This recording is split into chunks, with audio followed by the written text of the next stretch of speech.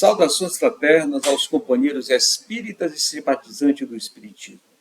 Estamos apresentando o programa Jesus por Emmanuel, estudando o livro Vinha de Luz, psicografia de Francisco Cândido Xavier, pelo Espírito Emmanuel. Hoje vamos estudar o capítulo 56 com o tema Maiorais. Quem vai fazer o estudo para nós é a nossa amiga Patrícia Rose. É com você, Patrícia. Boas reflexões. Olá, queridos ouvintes. Está começando o programa Jesus por Emmanuel. Estamos estudando o livro Vinha de Luz, psicografia de Francisco Cândido Xavier, pelo Espírito Emmanuel. Hoje vamos estudar o capítulo 56, com o tema Maiorais. Eu sou Patrícia Rose e farei o estudo com vocês. E como sempre, nós vamos começar lendo a epígrafe do capítulo que diz: E ele, assentando-se, chamou os 12 e disse-lhes: Se alguém quiser ser o primeiro, será o último de todos e servo de todos. Isto está em Marcos, capítulo 9, versículo 35. Ser dos primeiros da terra não é problema de solução complicada. Há maiorais no mundo em todas as situações. A ciência, a filosofia, o sacerdócio, tanto quanto a política, o comércio e as finanças, podem exibi-los facilmente. Os homens principais da ciência, com legítimas exceções, costumam ser grandes presunçosos. Os da filosofia, argutos sofistas do pensamento. Os do sacerdócio, fanáticos sem compreensão da verdadeira fé. Em política, muitos dos maiorais são tiranos. No comércio, inúmeros são exploradores. E nas finanças, muitos deles não passam de associados das sombras contra os interesses coletivos. Ser dos primeiros, no entanto, nas esferas de Jesus sobre a terra, não é questão de fácil acesso à criatura vulgar. Nos departamentos do mundo materializado, os principais devem ser os primeiros a ser servidos e contam com a obediência compulsória de todos. Em cristianismo puro, os espíritos dominantes são os últimos na recepção dos benefícios, porquanto são servos reais de quantos lhes procuram a colaboração fraterna. É por isto que em todas as escolas cristãs há numerosos pregadores, muitos mordomos, turbas de operários, cooperadores do culto, polemistas valiosos, doutores da letra, intérpretes competentes, reformistas apaixonados, mas raríssimos apóstolos.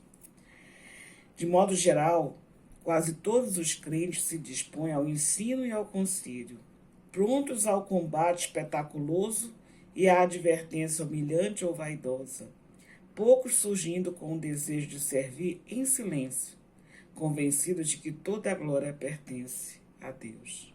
Esse é o texto de Emmanuel que vamos estudar hoje.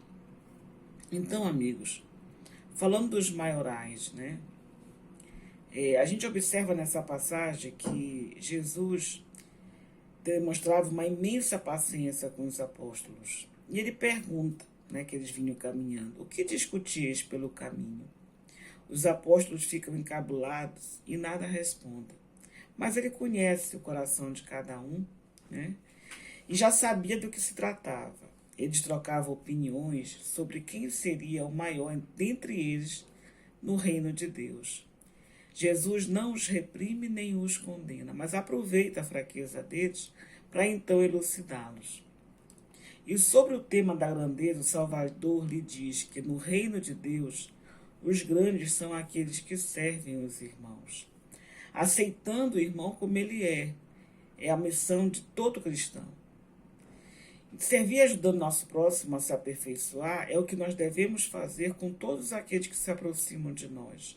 Ao servir, estamos praticando as obras de misericórdia e caridade e assim ficamos bem mais próximos de Deus. Outra mensagem forte da palavra é que não podemos cair nas pretensões pessoais da ambição, da grandeza e do poder terreno, mas somos convidados a fazer da nossa vida um dom de amor aos outros. Veja aqui: o texto ressalta a pretensão humana de Tiago e de João, filhos de Zebedeus, de se sentarem um à direita e outro à esquerda no reino que seria instaurado por Jesus. Certamente Tiago e João imaginavam que o reino proposto por Cristo seria algo poderoso e glorioso, e por isto almejavam desde logo lugares de honra ao lado dele. Jesus foi enfático, mas amoroso como sempre. E ele ressalta: vós sabeis que os chefes das nações as oprimem e os grandes as tiranizam, mas entre vós não deve ser assim. Quem quiser ser grande, seja vosso servo, e quem quiser ser o primeiro, seja o escravo de todos, porque o Filho do Homem não veio para ser servido. Então, quantas vezes nós confundimos o primeiro lugar com o lugar de ser servido? E aí vemos que nesta passagem, o fato mostra como Tiago e João, mesmo depois de toda a convivência com Cristo, de todos os ensinamentos, eles ainda não haviam entendido a lógica do reino de Deus e também continuavam a refletir, a viver de acordo com a lógica deste mundo. E é o que acontece com todos nós. Quando nós ainda somos colocados em posições de destaque, nós sempre achamos que vamos ter privilégios, né? Então, como diz o texto, a ciência, a filosofia, o sacerdócio, tanto quanto a política, o comércio e as finanças podem exibi-los facilmente. E é só o que vemos. As pessoas aproveitando-se do cargo que ocupam, do poder que lhes foi confiado, para poder então abusar, né, dos outros irmãos dentro desses cargos, não para servir, mas para ser servidos. E nós ainda estamos muito distantes da palavra de Jesus, do evangelho, da bússola que ele trouxe para nos mostrar o caminho. E por que ainda estamos tão distantes? Se muito de nós somos cristãos, lemos o evangelho. Quando Cristo passou por aqui, ele bateu de frente com os doutores da lei, que eram também religiosos e responsáveis por consolar, por amparar, principalmente os mais vulneráveis, como as viúvas, os órfãos, os pobres. Mas já desde aquela época, eles faziam desta forma, como eu estou colocando, de aproveitar-se do poder. Então, na época da Páscoa, que todo cristão, né, na época do não cristão, todo judeu tinha que trazer as oferendas, né, que era própria da época, eles colocaram que esses irmãos tinham que comprar, né, os animais que seriam oferecidos de uma forma muito cara. Como assim? Eles tinham fazendas, os doutores da lei, né? Então os animais só deveriam ser comprados na fazenda deles. E vejam só, lá os preços eram exorbitantes, muito mais caros do que os que eram vendidos no mercado.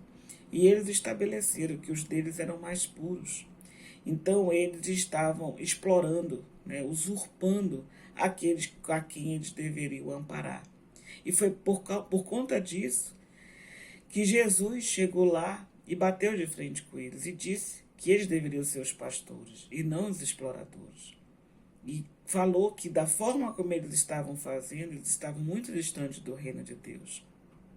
Na passagem com Nicodemos, ele diz exatamente isso, que quem quiser conhecer o reino de Deus tem que nascer de novo, nascer do Espírito, porque nós sempre entendemos, antes de conhecer a doutrina espírita, antes de conhecer a verdadeira doutrina de Jesus, que nascer de novo significa poder vir ao mundo de novo. E aí Nicodemos pergunta, mas como podemos nascer de novo?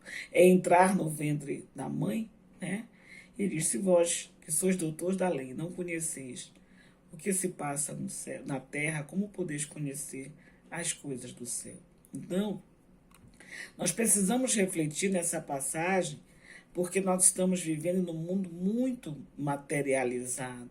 E cada vez mais a gente é levado de roldão nesta situação social em que exalta os poderes da terra, né? Dos políticos. A gente vive uma época hoje bastante conturbada politicamente falando, porque vivemos nas polêmicas, né? Hoje as polarizações políticas, e a gente se sente muitas vezes na obrigação de tomar partido, quando na verdade o partido que a gente tem que tomar é só de saber qual é o caminho que vai nos levar à perfeição, à melhora espiritual. Porque não estamos aqui para enriquecer, não estamos aqui para acumular títulos, muito pelo contrário. Na verdade, a gente está investido de uma posição social, profissional, para podermos, assim, exercitarmos a nossa missão. Todos nós temos um programa reencarnatório.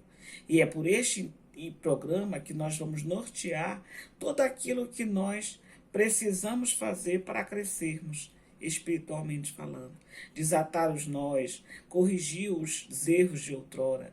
Então, se hoje eu tenho uma posição social que me favorece, né, de chegar às pessoas, de poder levar cada vez mais o verbo abençoado de Jesus, ou então, por intermédio do meu trabalho, eu posso ajudar as pessoas, é um ganho que eu tenho quando eu consigo fazer isso de uma forma positiva, né? De uma forma saudável, de uma forma espiritualmente falando, dentro do contexto evangélico. Mas, se ao contrário, como ele diz o texto, né? As pessoas estão sempre, se nós, os homens principais da ciência, com legítimas exceções, costumam ser grandes presunçosos. Os da filosofia, argutos sofistas do pensamento. O que é ser sofista do pensamento? É usar de um conhecimento para ludibriar, né, a opinião do outro, que é o que a gente está vendo hoje. As pessoas recortam parte da verdade e argumentam de forma a levar o outro a concordar com as suas ideias, ainda que não sejam boas, né? Os sacerdotes, né? Hoje nós estamos vendo os sacerdotes negociando a fé, né? Levando as pessoas a caírem em abismo, conduzindo de uma forma errada. São fanáticos sem compreensão da verdadeira fé. E vejam que essas pessoas estão se comprometendo cada vez mais com o seu progresso espiritual. Porque, como disse Jesus, ninguém ia sair daqui sem pagar o último ceitinho. Então, quanto mais dívidas eu vou contraindo, mais difícil vai ficando eu poder deixar o planeta de provas e expiações e caminhar para um mundo de regeneração. Que cada vez mais eu tenho que resgatar todas as dívidas que eu cometo comigo, com Deus e com os meus irmãos. Aí ele fala que muitos dos políticos são tiranos, e é o que a gente tem visto, não só no nosso país, mas no planeta como um todo. Temos vários ditadores por aí. A gente precisa refletir, será que no nosso pequeno mundo, na nossa pequena coletividade, chamada família, no local que a gente trabalha, né, no grupo religioso que a gente frequenta, será que nós também não estamos sendo tiranos, não estamos sendo sofistas, não estamos sendo fanáticos, né? Cabe essa reflexão para que a gente possa sempre estar analisando aquilo que nós vimos fazer no nosso planeta e se estamos realmente conseguindo lidar com a nossa missão enquanto ser humano, enquanto cidadão, enquanto indivíduo, enquanto cristão, né? Então ele vai citando vários exemplos e mostra que na esfera de Jesus sobre a terra não é questão de fácil acesso à criatura vulgar ser o primeiro, porque nós precisamos tomar a cruz do Cristo, seguir o caminho dele e nos colocar em posição de servir, né? E por conta de termos essa humildade, de termos essa paciência, essa abnegação, essa compaixão, muitas vezes nós vamos passar por situações muito difíceis.